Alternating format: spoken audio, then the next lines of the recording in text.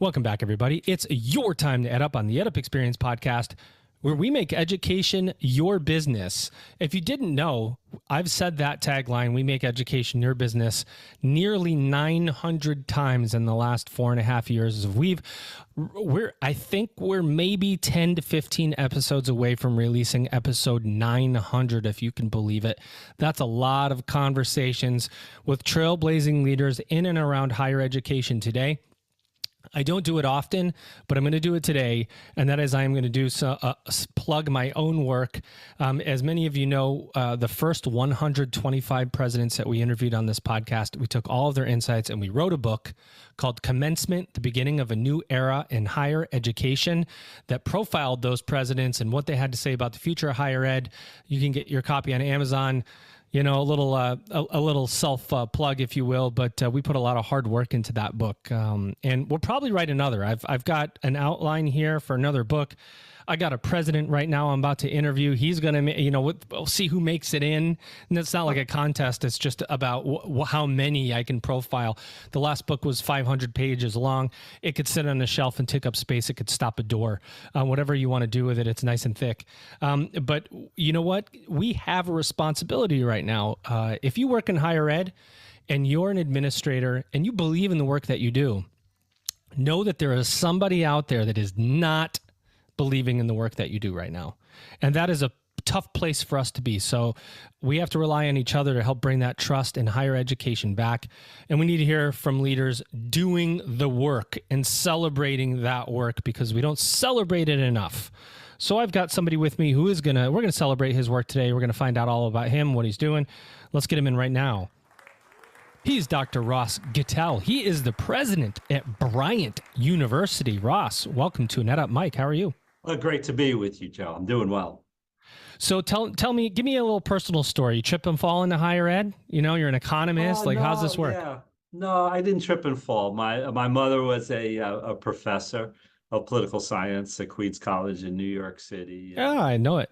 My first school experience was preschool at Queens College, because they had, probably long before its time, they made that available to faculty. And witness, my mother's experience. It was, that's a number of years ago. I won't say exactly how many, but my mother was a trailblazer in many respects.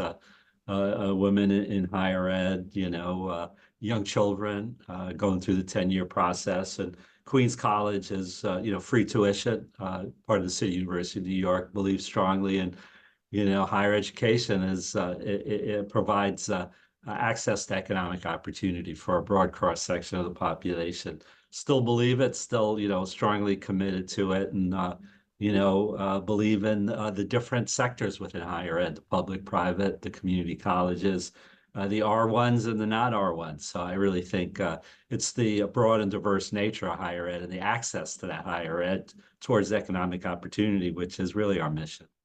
Amazing. I love to hear you say those things, because it is so important that we literally grab a mic and champion what we do. I think, as you're probably seeing in the news and otherwise, there are some institutions that are in trouble. That brings into question amongst the general public, like, what's going on at universities and colleges? How are they being managed? What about these students? What about loans and so on? There are also many, many, many, many more institutions that are doing well. Can you tell us about Bryant University, how you're doing, who do you serve, and how it's going? Yeah, well, we're primarily a institution that focuses on professional based education of students. The majority of our students focus on business education. That said, all our business majors have to minor in arts and sciences, and vice versa. Our arts and sciences students have to minor in business. We really spend a lot of attention to the personal and professional development of our students, and development of strong character among our students. We're very proud of our outcomes. I know you have the leaders of Georgetown University's, research on your show, and Georgetown University puts Bryant University in the top 1% on return on investment. So our graduates do very well. We're a private institution, so we're not cheap, but that return on investment in top 1%. Our most recent class, where we have a full data, the class of graduating class of 2023, their average earnings was 72,500, and that was true of our Pell Grant recipients, who their outcomes was very similar to our average. Our female outcomes were 94% of our male outcomes, and the national data is 82% on Yep. recent graduates. So once a student comes to Bryant University, they're almost guaranteed a good job, a good outcome. We have very high retention and graduation rates. We do a lot of support of our students, and relatively small classes, career planning right from the start, a lot of experiential education. So when students gets out, they're ready to join the workforce in a successful career. Tell them like it is. One of the things that I find in interviewing people across higher ed is that institutions right now are struggling to find a sense of themselves. A residential on-campus institution who's having trouble says, let's go serve the adult student. They try to do that with their traditional infrastructure. It doesn't work. You have potentially institutions that are serving a lot of online learners and say, let's get more on-ground students and don't make the investments they should. The way you articulated your role and the vision of Bryant University was very specific. A business education, a return on investment. We're not cheap. It's okay. We can. I'm going to say that because the return on investment is such that it's going to pay off. And so we have to, right? Do you think sense of self, institutional sense of self, is important right now? Maybe more important than anything else? Yeah. No, I think you have to know what you really want to excel at. Where do you want to differentiate yourself? And what's your value proposition to students and to their families? And, there's our value proposition is the outcomes as I define them. And we're also very proud, I should add, Harvard Opportunity Project named us as one of the leaders in providing economic and social mobility. 78% of our students who come from families in the lowest quartile end up in the top income quartile by the time they're in their early 30s. We're very proud of that. So you have to have that value proposition, that sense of mission and who you are as an institution, especially when you're a smaller private institution. If you're a public institution, we could talk about my experience with public institutions, but public institutions by nature are usually broader mission because they serve a larger public mission, and they have a lot of constituents to answer to. A private universities has a variety of stakeholders, particularly if you're a smaller one. You have to really focus on your mission and deliver on it and be able to articulate it well. And as a leader of the institution, I have to focus faculty members, staff, everybody associated with that, with our institution on that mission. Because as it's very competitive. The only way you're going to achieve that mission if people are passionate about it and you're focused. Yeah, like, top-down institutional passion, right? Because there's like the bare minimum leadership. Right now I'm seeing it some institutions to where, they're struggling. Maybe they have to make cuts. People are doing the bare minimum. They're burnt out. FAFSA hasn't helped institutions. Right. So there's what keeps you going, because what I find interesting about leaders like you is you become president right before COVID, or right as it happens. We've beat that horse to death talking about COVID, but making it through COVID. I remember I go back and listen to this podcast episode and go, there's never been a harder time to be president with COVID. And then I look at being a president now and go, actually, I think this is probably harder because you have declining trust. You have the birth rate, the enrollment cliff. You have the whole eye of the public on you. You have things happening on campus with divisive conversations. Right. And then you have all the health-related mental health stuff that comes. So how do you keep going? What's your ticker like?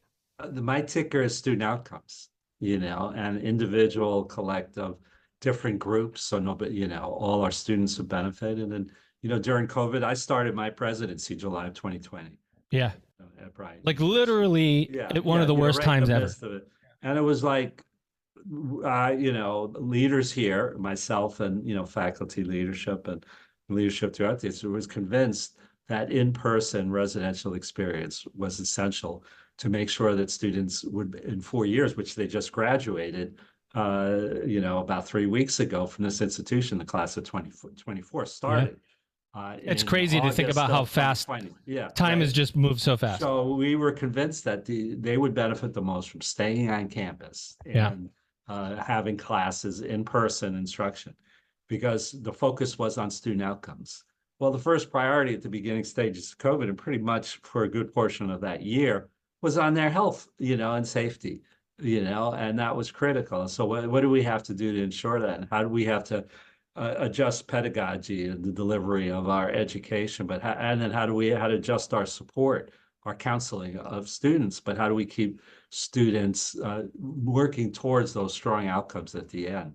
So with all the challenges out there, COVID, campus unrest, the high competition, I keep the focus on that individual student, that collection of students in different groups and their outcomes. What do we have to do for support? As far as what do we have to do in the classroom? What do we have to do in career exposure? What do we have to do to making sure they get that good internship and start networking so they have good outcomes? If we do that well, other things are going to fall into place. Here's what we say about outcomes. It's not what you know, it's what you can prove. And that is the truth, right? Yeah. What about, one of the things that I'm finding, I'm hearing more and more. But first of all, let me ask you, how many do you have fully online students? Or are they mostly residential? Can you give me a breakdown? We have our MBA, we have, our student population, we're about 3,500. Undergrads, about 250 grad students, about a third of those are online MBA. So you get a sense. We're not heavily online. Our online is really leveraging our very strong in-person MBA class and faculty. Yeah. It's for, students who just kind of need to take Bryant education online.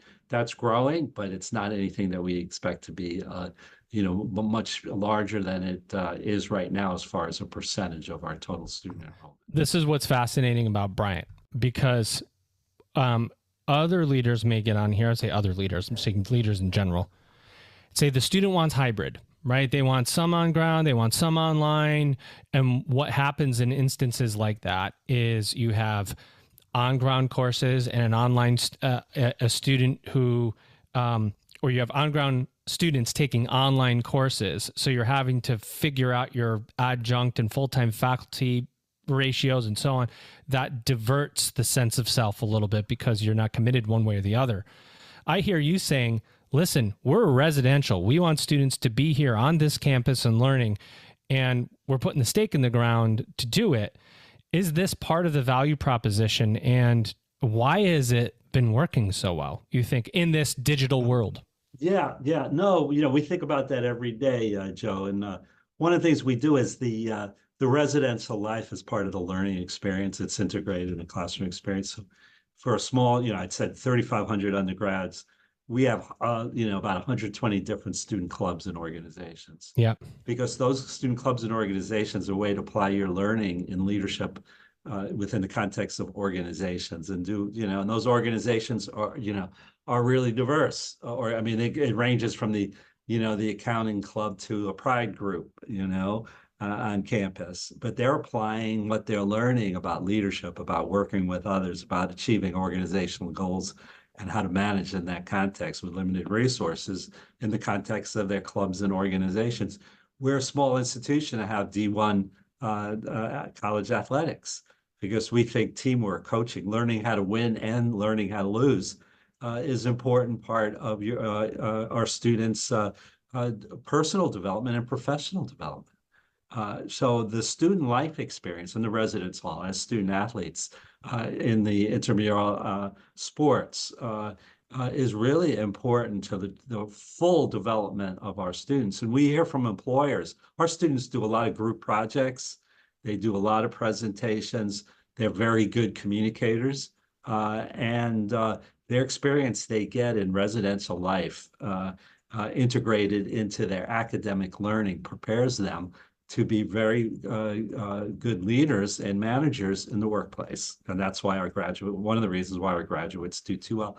It's what they learn inside the classroom and outside the classroom, but on campus in an integrated way that's really important. You're not going to get that online. You're not going to get that online. And, I've done quite a bit of research, still doing research on, outcomes of higher education. I haven't seen a real hard analysis convincing me that the outcomes in a completely online or hybrid education are similar to the outcomes for the integrated residential life academic experience. And when you say similar, they're not equal to. They're far below. Yeah. That's exactly what I mean. Yeah. It's interesting, and what I find really cool about your background. You're the chancellor of the community college system for New Hampshire, right? For I was, for 8 years. Yeah. But typically, and I say typically, when I see or talk to presidents that come from a community college system or oversee a community college system, they go back into the community college system in a different place. Yeah. It's less common that they go to run a much different college than the one that they came from, right? Because if you look at a community college in New Hampshire and Bryant University, the way they operate, endowments and so on, talking about two different creatures. What's that transition like? Maybe the question is, why did you make that transition? Was it just right place, right time, good fit? Or was it intent? Wasn't there a lot of intention behind it? Well, let me just take a step back, if I may. Yeah, please. But before I was chancellor of the community college system of New Hampshire, I was, a chaired professor of management with a strong background in, economics at the flagship university, University of New Hampshire, the flagship in New Hampshire. And I did a lot of work. My PhD is actually in public policy. So I did a lot of work on, how the governmental regulation affects business performance, and how government could incentivize business performance towards serving a public good. Okay. And a lot of my research was on how do you use investments in education to further the public interest and public good and have a stronger economy, stronger business performance. So that was work I did, and it led me more and more towards working on public policy with different governors in New Hampshire. One of whom, during my years as a university professor, said, you're talking about the link between higher ed and the future of the New Hampshire economy. Instead of doing research about it, you want to actually do something about it. So that got me to be, I moved into the position as chancellor of the community college system of New Hampshire. Because there, sort of the rubber hits the road between education and the economy, and kind of workforce related education, higher education, where you had students who, one way it was characterized to me as, why some students in community colleges don't have strong education outcomes is because life gets in the way.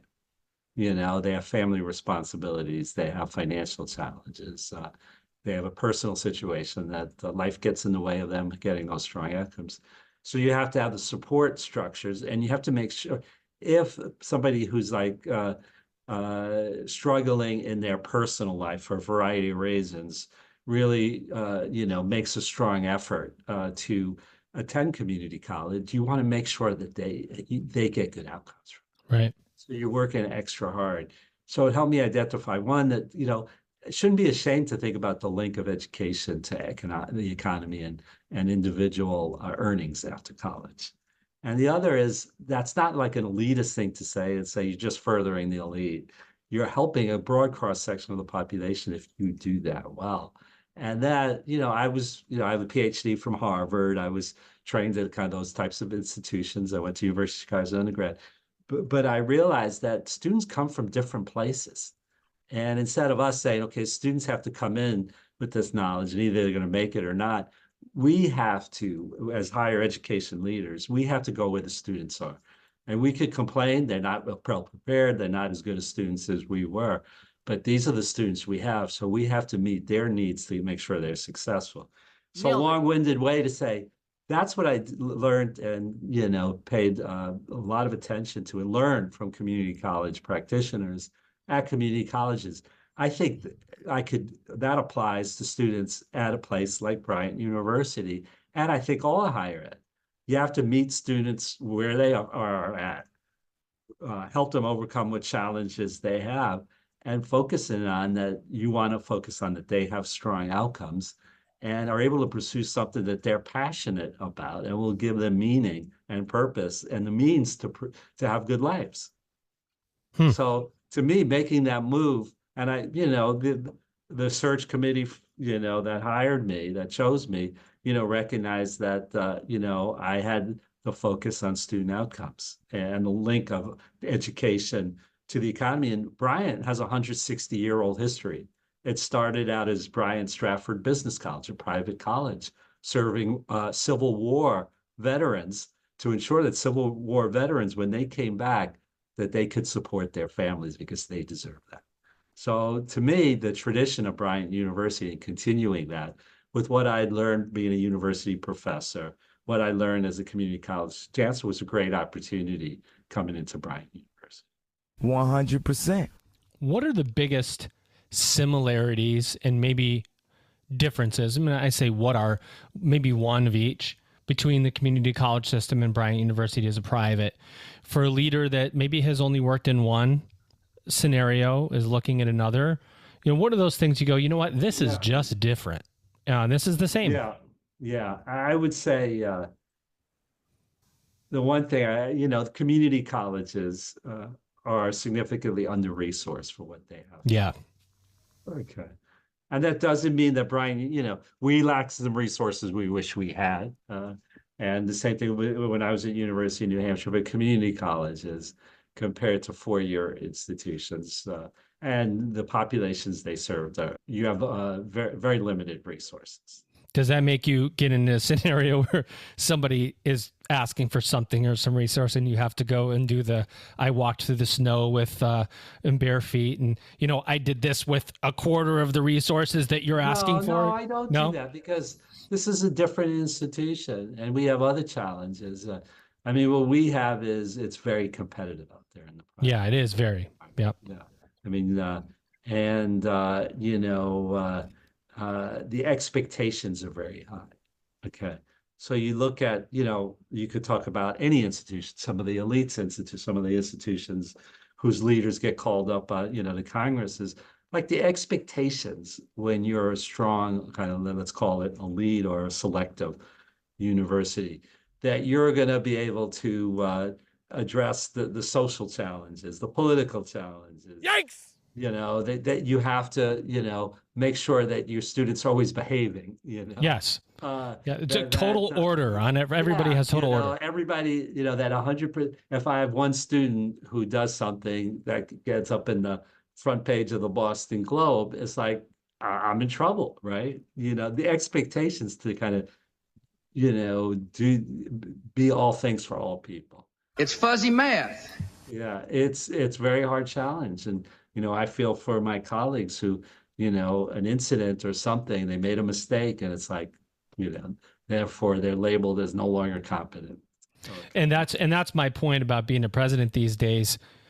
Not that all eyes haven't been on presidents before, but certainly as institutions continue to make cuts, prying eyes want to know what's next. What do you got planned, Ross? What's going on inside? And what's what's your end game? What's your mission? It's like, to help the institution survive. But, at the other hand, it's, being a president of a university is a tremendous opportunity to make a difference in a lot of people's lives. We forget that. I can't tell you how often we forget that. Sometimes I'll find myself forgetting that when I ask, I'm asking these questions sometimes and I go, wow, that's a doom and gloom question. But really, realistically, what happens if education fails in this country? If we have all these institutions close, we're in big trouble. Like, you know what I mean? Even if we have 10% closed, it's like the diversity of higher education and providing that kind of broad access is an American, strength, social, political, economic. And I think we've taken that for granted now. And, higher ed, has become this, like, it's not doing enough, it's making mistakes, and really don't need higher ed. The bad stories Yeah. get played out over and over and over again. And we had commencements all over the country. I mean, graduation is commencements are my favorite thing, and people celebrating, and our graduates are doing great things. I don't see articles about, long articles about the outcomes, positive student outcomes. It's funny. So I don't know if you know this, but I do a LinkedIn newsletter too. And I highlight presidents that I interview or others. And it's in a positive, I connect it to pop culture, and I put it with a comedy or something to tell a positive story, because there are so many. Because to your point, you could read an article and go, wait a minute, I read this yesterday, and it'll be about two different schools written almost the exact same way about the exact same cuts or the exact same situation. We have I've said for probably since 2019, when we started talking about demographic cliff, we have a marketing problem in higher education. The marketing problem isn't that we don't market enough. It's that we allow detractors, we allow the media to overwhelm the good things that we do by telling the negative stories. And so then I'm saying we get afraid to fight back, because the minute you fight back, you end up in the news. And then when you're in the news, it ends up with a board, and then the board says, what the heck you doing? So then all of us leaders, we go, we're not going to say, I'm going to be the quiet one. Yeah. I'm going to wait for Ross to say it when, and then everybody's waiting for each other to do something, and nobody does anything. And what's there? The negativity. And so then we have a packaging problem. Then we have this package that looks like it's devalued, and you start poking it. And eventually the public grabs onto that. How do we gain back, in your eyes, how do we gain back the public trust? Because this is just a big deal. What do you think we need to do? It's not easy. So I might sound like I'm oversimplifying it. Well, you're in public policy, so we need somebody to simplify the intricacies. Look at the data. I mean, the data is that on average, a bachelor's, somebody who obtains a bachelor's is going to earn 66% more than somebody out of high school. Isn't it amazing to you, though, that data exists and it's ignored? Yeah, so that's ignored. Right. And then what you have that's emphasized is you could have a high school graduate or a certificate holder, petroleum engineering, or out on a oil well, who's making more than a college graduate. So say, you see, you could just be a high school graduate makes more than a college graduate. That's very rare. Yeah. You're in the middle of the ocean, perhaps. Yes. But we also have to be, my point now is, we as leaders have to be transparent too. And the reality is that earnings premium on the higher attainment of the bachelor's degree, there's great variance in that. So there are some degrees where that earnings premium is closer to zero. And there's some degrees where that earnings premium is more than double that 66%. And I think we have to be transparent. Like, these are the degrees where the premium's the highest. These are degrees where it's lower, and you could talk about the range. Yeah. But you have to make it transparent to those students who are considering those fields. And just so the broader public understands that it's not just getting any college degree that gets you that 66%. That's just on average. So I think in some sense, you have to be transparent, but you can't oversell. Like every single college degree is going to get you that 66%. Yeah. Well, and from a policy standpoint, the government is putting those new regs in place where you're going to have a program disclaimer that says this will result in ROI. This won't. Some schools are, I don't want to say scared, but nervous about that, because maybe these programs that we believe as at an institution are our signature programs actually don't result in an ROI. Yeah. And they might be signature for other reasons. Sure. That people, their graduates are doing great work in the public sector, or, renowned artists, or teachers. Or teachers. Right? Think about teachers. Right? Yeah. Or living good lives and have happy, there's all different measures. So ROI we at Bryant, have this 160-year-old history of business college, focused university, but still value the arts and sciences, but also want to complement it with strong business education as a minor. But that's who we are. So we talk about it, but I don't see that as the be all and end all and the only thing in higher ed. Yeah. But that's Brian's focus back to our earlier conversations. You got to have a focus. You got to have a sense of what's your value proposition, not only economic value, but just value to your students and to their family. Right. So there's the other part of an ROI. An ROI, when we think ROI, the general public, we think return on investment, always monetary from a monetary standpoint, fiscal ROI. Yeah. The value of higher ed, and this goes back to the marketing packaging problem that we have, goes beyond finances. But we fail sometimes to communicate that. Especially as businesses say, we want critical thinking. Well, that's higher ed. You want hard skills. You want somebody who can critically think, that has great communication with senior leaders.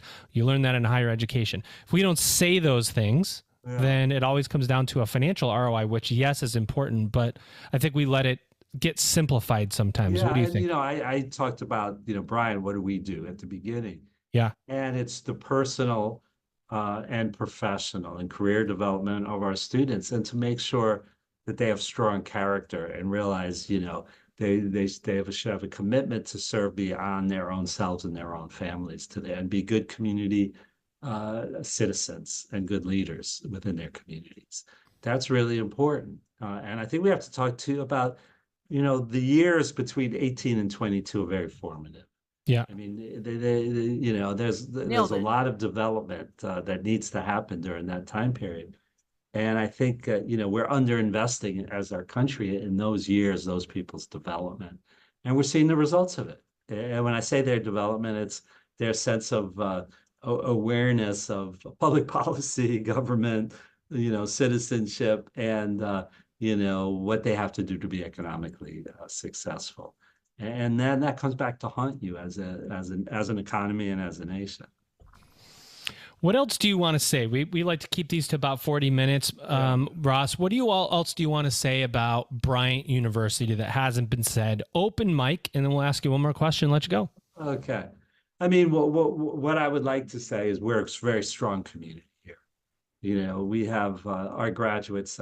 I've been in higher ed for, over 3 decades, and I've looked at student outcome surveys, student exit surveys for a long time. And even during COVID, we had 98% of our students said they feel like Bryant prepared them to have strong careers and good lives. And that was, again, females, males, Pell recipients, non-Pell recipients. Because, and I think the experience you have, the community, you learn to be part of a community and how to engage with others and work with others. And I just say, it's good that they have some fun too. Yeah. Life's hard, and it's easy, and that they form relationships that will last a lifetime. So you come in, someday, Joe, hopefully we'll get to host you here.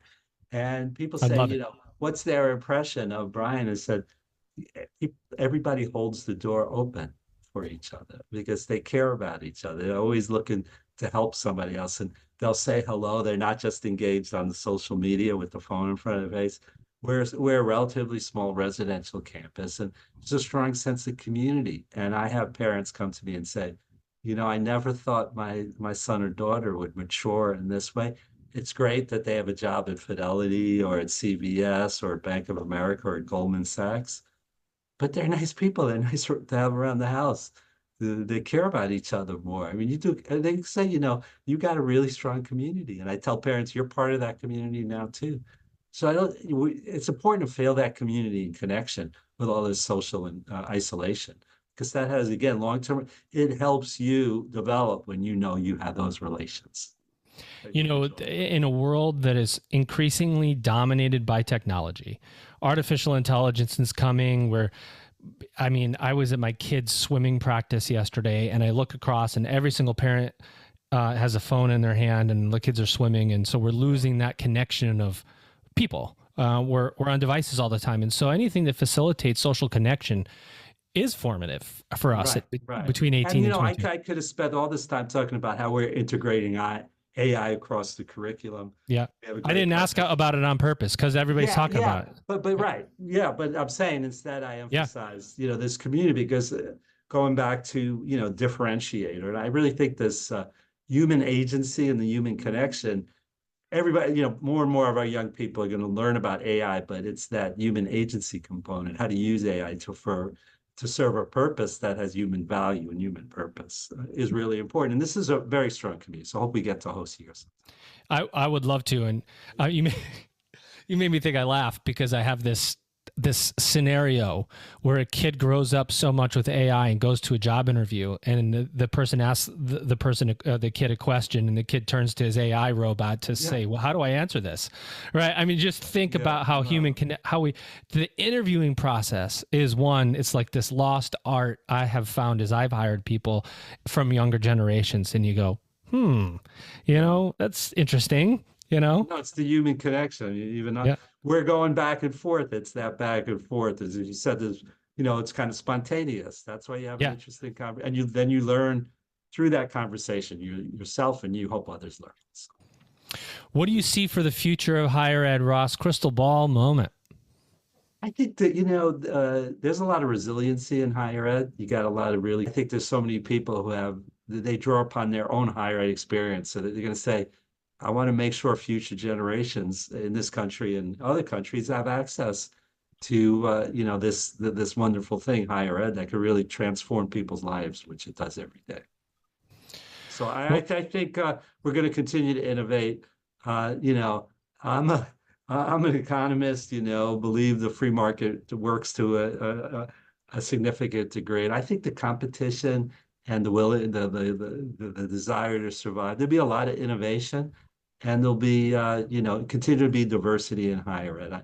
I don't see the demographic cliff as being, the end of higher ed. I think it presents tremendous challenges, but I think some of those challenges will lead to some real strong innovation, including at Bryant University, that we could be proud of. As if we haven't had challenges before that higher ed has fought through, it'll fight through again. Yeah. When you break it down to its basic component, we are a people business. It's all about people and how we treat each other. And you learn that through higher education.